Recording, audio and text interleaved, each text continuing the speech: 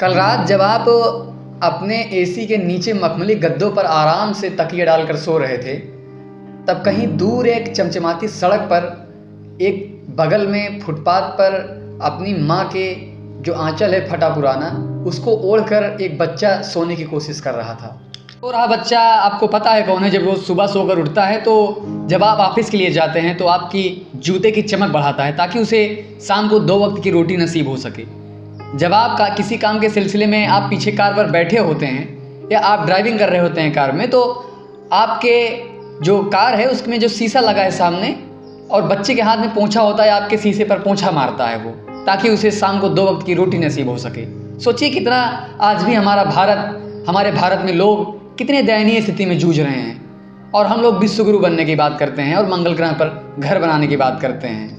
हैरानी की बात तो ये है कि हज़ारों गाड़ियाँ उसके बगल से गुजरी, हज़ारों कारें, हज़ारों अमीरजादे गुजरे उस बच्चे की बगल से, लेकिन किसी भी एक कार की हेडलाइट की रोशनी उस बच्चे के भविष्य पर नहीं पड़ी। किसी ढाबे पर जाकर छोटू पानी लाओ, छोटू खाना लेके आओ, छोटू मैं मेन्यू देता हूँ, आप इन चीज़ों में सेलेक्ट करके मुझे खाना ले आओ।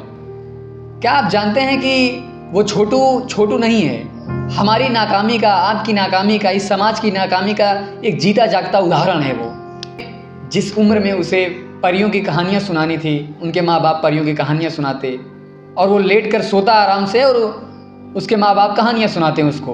उस उम्र में वो भूख सहन कर रहा है, उस उम्र में वो ठंडी सहन कर रहा है, गर्मी सहन कर रहा है, धूप सहन कर रहा है, बारिश सहन कर रहा है, ताकि उसे शाम को 2 वक्त की रोटी नसीब हो सके। सोचिए हम उस दौर में जी रहे हैं। हम लोग इतनी ज़्यादा सदी में आ चुके हैं, लेकिन फिर भी हमें इन चीज़ों का आभास नहीं हो रहा है कि हम लोग कहाँ आ चुके हैं।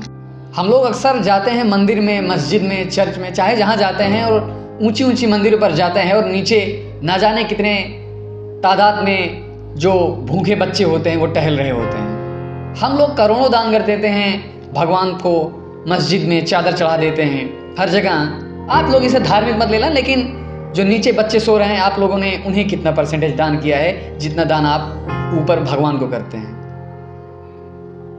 अब आप कहेंगे कि ये मेरी आस्था है और मैं चाहे जितना दान करूं, और तुम कौन होते हो? तो आपकी आस्था है, लेकिन आपके अंदर एक इंसान छुपा बैठा है जो नीचे, जो बच्चे सीढ़ियों के नीचे खेल रहे होते हैं, जो आपसे, जब आप नीचे उतरते हैं तो आपसे भीख मांगते हैं खाने के लिए। आप उन्हें कितना देखते हैं, आप उन्हें कितना देते हैं? कभी सोचा है आपने? क्या भगवान ऊपर से देखकर खुश हो रहा होगा कि आप हमें चढ़ा रहे हैं, आप हमें खिला रहे हैं? उस इंसान को आप खिला रहे हैं, उस इंसान को आप देने जा रहे हैं जिसे पूरी दुनिया देती है, लेकिन उसे आप देते हैं क्या? जो है उसे आप 2 वक्त का निवाला देते हैं क्या? जो हमको लगता है कि दिन भर बीत जाता होगा तब भी वो नहीं पाता होगा 2 वक्त की रोटी। 2 वक्त की रोटी के लिए शाम को लड़ रहा है वो आपसे। हमारे जो समाज में जो कुत्ते होते हैं वो घर के अंदर सो रहे हैं, और हमारे देश का जो भविष्य है वो नंगे पैरों टहल रहा है सड़कों पर, और शाम को बेघर होकर बिना छत के फुटपाथ पर सो रहा है। उनकी ज़िंदगी की जिम्मेदारियाँ कौन लेगा? अभी हाल फिलहाल में और क्या, रोज़ ही एक न्यूज़ आ जाती है कि फुटपाथ पर कोई एक लड़का किसी को कार कुचल कर चली गई। गरीबों की ज़िंदगी की कोई कीमत नहीं होती है इस समाज में। हम लोग देखते हैं जो सिग्नल है उस पर बच्चा गुब्बारा बेच रहा है, बच्चा भीख मांग रहा है, लेकिन हम उसे देखकर अपने कांच की गाड़ी का शीशा ऊपर चढ़ा लेते हैं, ताकि हमारी जो लग्जरी लाइफ है, जो हमारी लग्जरी कार है, वो कहीं अगर उसे छू ना ले, कहीं उसे गंदा ना कर दे। सोचिए हम लोग किस हद तक जा चुके हैं, गिर चुके हैं। आपको पता है कि ये जो फुटपाथ पर सो रहे हैं, ये हमारे ही आप सबके समाज के बीच के लड़के हैं, हमारे ही आपके समाज के बच्चे हैं वो, हमारे आपके जो देश है उसके भविष्य हैं वो, और वो फुटपाथ पर सो रहे हैं। वो कोई एलियन नहीं है जो ऊपर से आया और सो गया फुटपाथ पर, और उससे हमसे कोई मतलब नहीं है, हम उसके पास नहीं जा सकते हैं। सोचिए कि वो बच्चा जो जीवन भर केवल भूख से लड़ा है, गर्मी से जूझा है, ठंडी से वो एक स्वेटर तक नसीब नहीं हुआ है, और बारिश में उसके पास छत नहीं है, भीग जाता है, और भूख से हर रोज़ लड़ रहा है। वो बचपन पूरा इसे उसका चला गया, और जवानी में वो क्या मोहब्बत करेगा देश से? देश ने उसको क्या दिया है, हमारे समाज ने उसको क्या दिया है? भूख और जो ऊंच नीच की खाई है, उसके सिवा उसे कुछ नहीं दिया गया है। वो देश के भविष्य हैं। आप मदद उस बच्चे की नहीं करेंगे, आप उस देश के भविष्य की मदद करेंगे जो आगे चल के देश का भविष्य बनेगा। मैं ये नहीं कहता हूँ कि आप सारे बच्चों की जिम्मेदारियाँ उठा लें, लेकिन कल से अगर आप ऑफिस जाएँ किसी काम के सिलसिले में अगर आप घर से बाहर निकलें तो अगर कोई एक छोटा बच्चा अगर आपको किसी रेड लाइट पर एरिया पर गुब्बारे बेचता हुआ मिल जाए, हाथ में पोंछा लेकर आपके शीशे पर पोंछा मारता हुआ या फिर जूते साफ करता हुआ, तो कम से कम सरकार तक, प्रशासन तक ये बात पहुंचाएं कि कम से कम जो बेघर हैं उन्हें रैन बसेरा मिल सके।